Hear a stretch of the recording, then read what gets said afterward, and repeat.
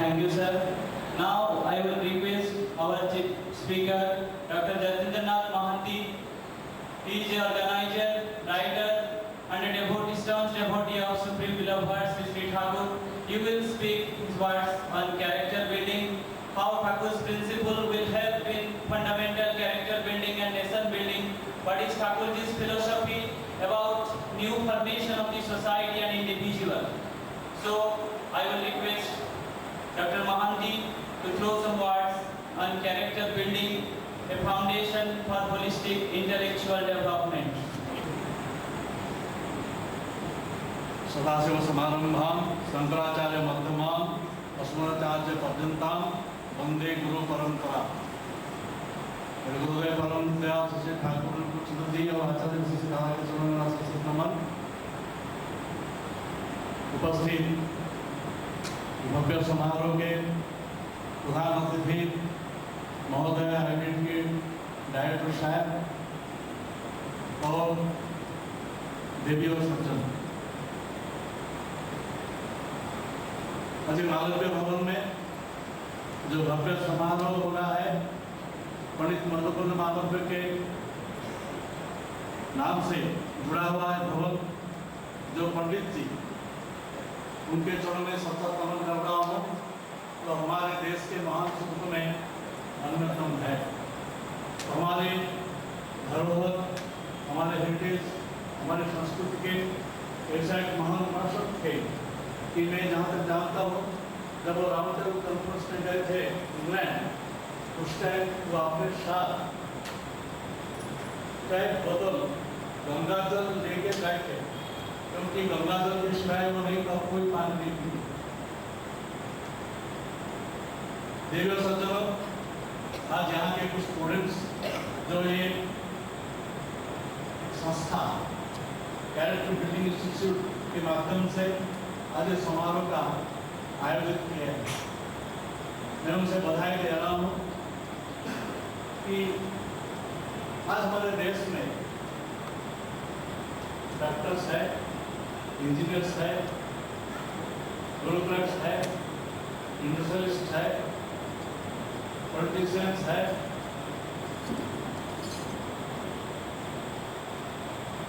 लेकिन आज सबसे जो ज्यादा कमी है वो कैरेक्टर का कमी है।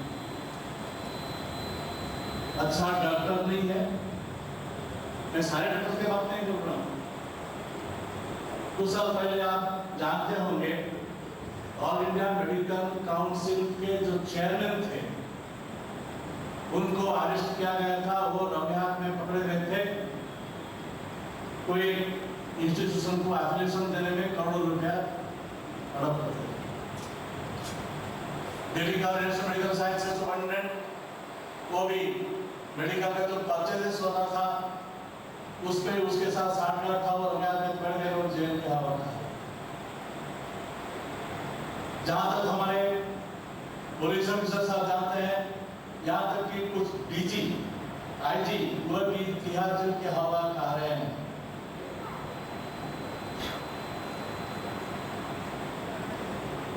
टीचर्स, प्रोफेसर्स,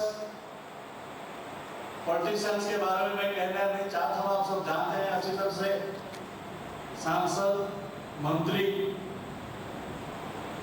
वो भी जेल की हवा खा रहे हैं। कुछ ऐसा है जो चरित्र का जो हनन किए हैं, उस वजह से आज वो भी जेल की हवा खा रहे हैं। यहाँ तक कि महामान्य राज्यपाल भी हाल ही में आप जानते होंगे, उनका केस करना पड़ा, उनका अपना सुपुत्र को स्वीकार नहीं करते थे। तो कहने का मतलब है कि ये कैरेक्टर सब युवाओं में सीमित नहीं है, कैरेक्टर बिल्डिंग सब युवाओं में सीमित नहीं है। देश में जो युवा वर्ग है, ये युवा वर्ग का जो आबादी है हमारे देश में, ये हमारे अभी वर्ल्ड में सबसे ज्यादा युवा वर्ग के देश हमारे देश को कहलाते हैं। जहाँ तक चाइना का सवाल है, जापान का सवाल है, वहाँ बुजुर्ग की संख्या ज्यादा है, लेकिन जहाँ तक इंडिया का सवाल है, वहाँ अभी युवा वर्ग का जो आबादी है ये बहुत ज्यादा है। 15 साल से लेकर 25 साल की उम्र में 25-35 साल की उम्र तक युवाओं का संख्या आज ऐसा जो आंकड़ों हमारे पास अवेलेबल है उससे पता चलता है कि वो 38% हो गए। इसलिए जो युवा वर्ग आप जानते हैं जहां तक बच्चों का सवाल है, बच्चों के सामने भविष्य है, अतीत नहीं है। जहां तक बुजुर्ग का सवाल है, उनके सामने अतीत है, भविष्य नहीं। लेकिन जहां तक युवा होते हैं उनके सामने जैसा अतीत है वैसा भविष्य। इसीलिए चरित्र निर्माण जो कैरेक्टर बिल्डिंग की बात हो रही है, ये चरित्र बिल्डिंग के लिए सबसे उत्कृष्टतम समय होता है ये युवा काल, ये युवा।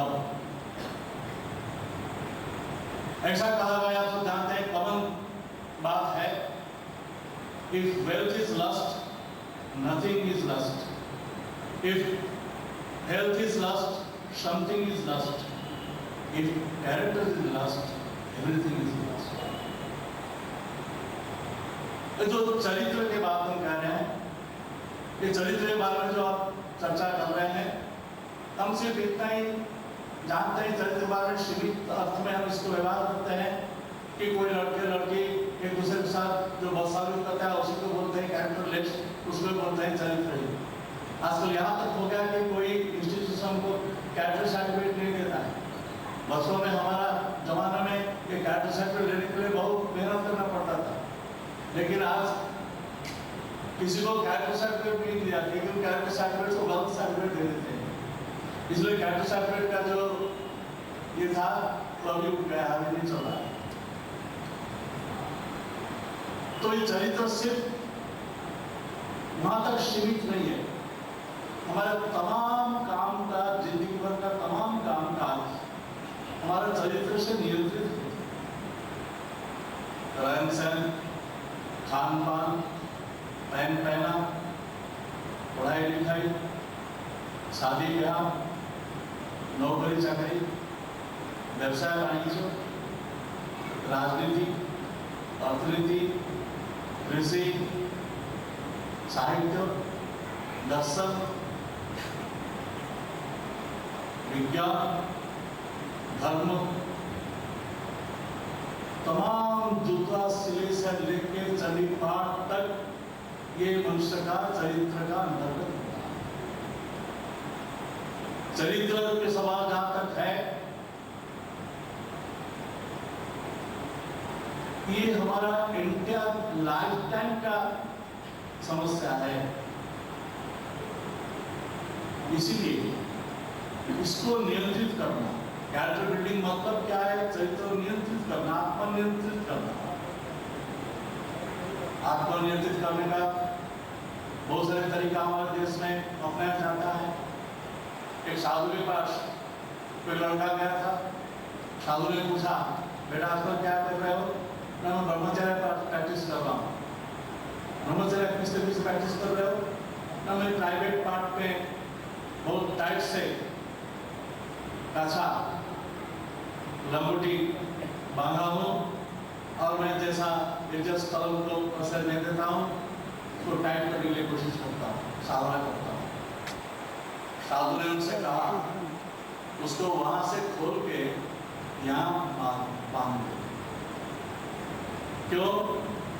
न जो दुर्बलताएं है वो कोई अनुपतन से नहीं होता है, सब यहाँ। जब तक तुम्हारा मन नियंत्रित नहीं होता है, मन जब तक तुम मन को टाइट नहीं कर सकते हो, तब तो तुम कोई भी अमृत को किसी भी तरीके से टाइट नहीं कर सकोगे। इसलिए मन को टाइट करना। डॉक्टर साहब ने दो बात बहुत अच्छी बात बताया। उन्होंने बोलते थे, उदाहरण के बारे में बोलते, सदाचार्य आदि शंकर थे, उनका एक श्लोक है, वो बोलते हैं, सुशीलो मातृपुण्येन पितृपुण्येन दक्षता औदार्य वंश पुण्येन आपको पुण्येन भाग्य अर्थात जो अच्छा संस्कार हमको मिलता है, जो चरित्र का निर्माण हमारा होता है, वो मातृगर्भ से ही होता है। इंस्टीट्यूट उसको कुछ हद तक सहायक होता है, लेकिन हमको विरासत में मिलता है जन्मजात जो होता है। सुशीलो मातृपुण्य, माँ के शक्ति से हमारा स्वभाव सुशील होता है। पितृपुण्य में दक्षता, पिता से हमको मिलता है एफिशिएंसी, हमको दक्षता मिलता है। औदार्य वंश पुण्य, जो उदारता के बाद कहा जाना है, उदारता हमको मिलता है। वंश पुण्य, वंश के खानदानी से हमको उदारता मिलता है। आपको पुण्य भाग्यवान, हर व्यक्ति अपना भाग्य को खुद ही रचना करता है, अपने कर्म से वो अपना भाग्य खुद ही रचना करता है। इसलिए जब हम आत्मनियंत्रण की बात करते हैं, कि आत्मनियंत्रण क्यों करना चाहते हैं, इसका क्या जरूरत है? उनका नाम जब ले चुके हैं, श्री ठाकुर पूछने के पास कोई आए थे पूछने के लिए, ठाकुर आत्मसंयम का रास्ता क्या है, तरीका क्या है? तो ठाकुर का आत्मसंयम क्यों चाहते हैं, पहले बोलो, क्यों इसका जरूरत है? मैं आपसे सुनना चाहता हूँ। श्री ठाकुर ने कहा कि हर व्यक्ति चाहता है जीवन को भोग करने के लिए, सत्ता को उपभोग करने के लिए, एंजॉय करने के लिए। और जीवन का जो विपरीत है वो वृत्ति प्रवृत्तियां है। जीवन को करना है वृत्ति प्रवृत्तियों के माध्यम से उसे वो करना पड़ता है।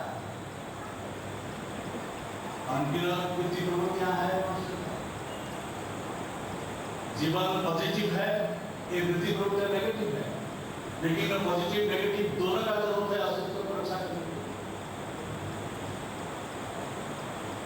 ये वृत्ति प्रवृत्तियां काम, क्रोध, लोभ, मात्सर्य, हिंसा, द्वेष, असहिष्णुता, घृणा, लज्जा, संकोच, भय, अभिमान, असहनशीलता, इन्फिनिटी कॉम्प्लेक्स, अहंकार, सारे वृत्ति प्रवृत्तियां हमको सता रहे हैं।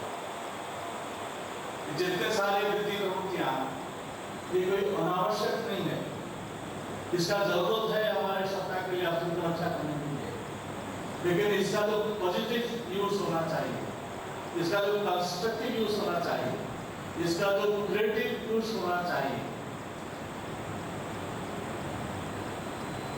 इसीलिए हमको वही तरीका अपनाना होगा। ये सारे वृत्ति प्रवृत्तियां जीवन को आश्रय करके है, जीवन को छोड़ के नहीं, जीवन के साथ ही है, जीवन को सताते हैं, लेकिन वो नहीं चाहते हैं कि जीवन लोप हो जाए, क्या जीवन चला जाए तो वो भी उनका आवश्यकता खत्म हो जाए, इसलिए नहीं चाहते हैं जीवन खत्म हो जाए। क्षणिक सुख देते हैं,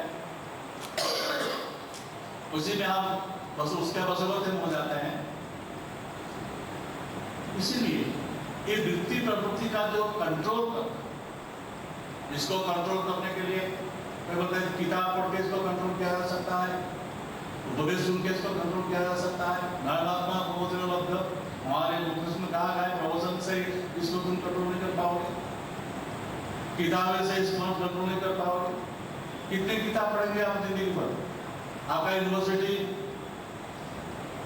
जो बनारस हिंदू यूनिवर्सिटी है, काशी हिंदू विश्वविद्यालय, जो लाइब्रेरी में आप जाएंगे, जो इतने सारे किताब, अनगिनत किताब आप पढ़े हैं, ज्ञान का खजाना है, वहां जाके अपने आप को खो देते हैं, क्या पढ़ेंगे? जिंदगी भर तो किताब पढ़ के जिंदगी को नहीं बिताएगा। Life span is limited.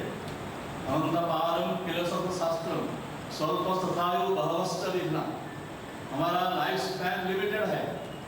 अनंतपार अनंतपार स्वल्पस्थायु बहवश्च विघ्ना, बहुत सारी डिफिकल्टी है, प्रॉब्लम्स है, ऑब्स्टैकल्स है। इसलिए कोई बड़ा दार्शनिक बेचैन वाकर ने कहा था, important truths of life not come to the teachings of books or by independent intellectual contemplations, but are the results of inherited wisdom handed down to the teachers, and gurus are the living flame of first truth, who can charge the only twig of the disciple dipped in the oil of devotion. जीवन का जो सच है, ये सच को उपलब्धि करने के लिए इत्यादि से नहीं हो। इसके लिए सदगुरु का आशीर्वाद चाहिए, सदगुरु का शरणापन्न होना चाहिए, उनसे अनुशासित होना चाहिए, उनसे हमें अपने को नियंत्रित करना चाहिए। जब तक ये नहीं करते हैं तब तक सिर्फ किताब पढ़ने से ये नहीं होने वाला है। इसीलिए कहने का मतलब है ऐसा सदगुरु का शरणापन्न होना। हम चाहते हैं वो करने के लिए, जीवन का आत्मनियंत्रण करने के लिए चारों तरफ बहुत सारे बाधाएं हैं, बहुत सारे प्रतिकूलताएं हैं, बहुत सारे प्रॉब्लम्स है, बहुत सारे क्लैशेस है। इसके अपने आप को नियंत्रित करना इतना आसान की बात नहीं है। मातृगर्भ से जो संस्कार के रूप में उनको मिलता है उसी को, उसके हिसाब से हम एनवायरमेंट से चयन करते हैं, हम एनवायरमेंट से प्रभावित होते हैं। इसीलिए कोई कर्णमुनि का बात आप जानते हैं, उनका आश्रम में बहुत सारे शिष्य थे। कर्णमुनि के साथ एक शिष्य था, उनका नाम था दशरथ। उनके साथ वो जंगल में थे कुछ समिति आरंभ करने के लिए। शाम हो गया, उन्होंने शिष्य को भेज दिया आश्रम, तुम जाओ आश्रम में जाके तुम संध्या आने का आयोजन करो, मैं पीछे पीछे आ रहा हूँ। शिष्य ने आगे आ गया। आते आते रास्ता में किसका एक लंदन रोल सुना, दूर से किसका एक कांट जैसा उधर वो चला गया।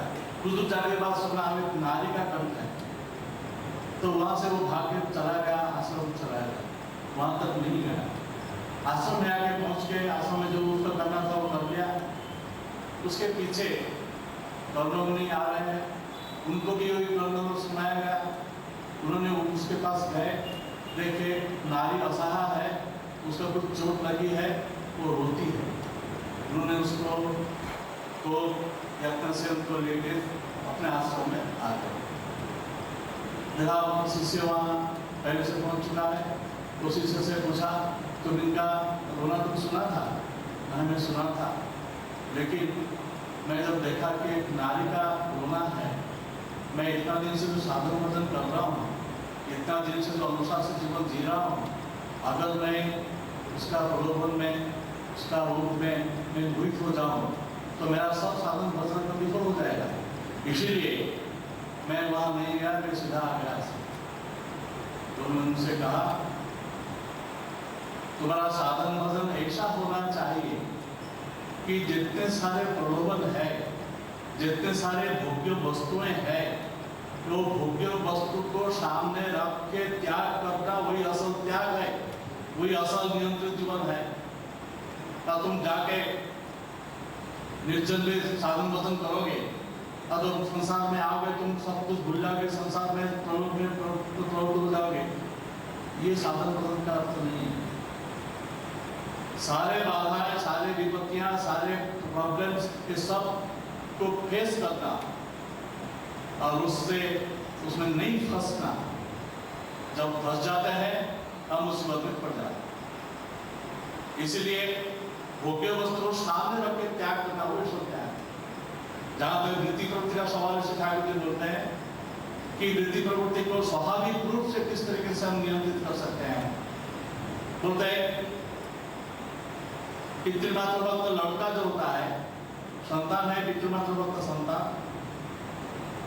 वो बहुत हद तक नियंत्रित है, आत्मनियंत्रित। जो पतिव्रता पत्नी होती है वो बहुत हद तक आत्मनियंत्रित अनुशासित जीवन जीती है। जहां तक एक प्रवृत्त कुत्ता है वो भी काफी हद तक आत्मनियंत्रित है, कोई प्रॉब्लम का शिकार नहीं होता है आसान से। ये स्वाभाविक रूप से उनका आत्मनियंत्रण होता है।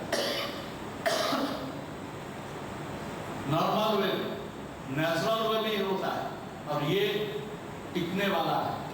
और ऊपर से जो आत्मनियंत्रण का उपदेश सुन के जो आत्मनियंत्रण हम करते हैं, ये ज्यादा दिन टिकने वाला नहीं है।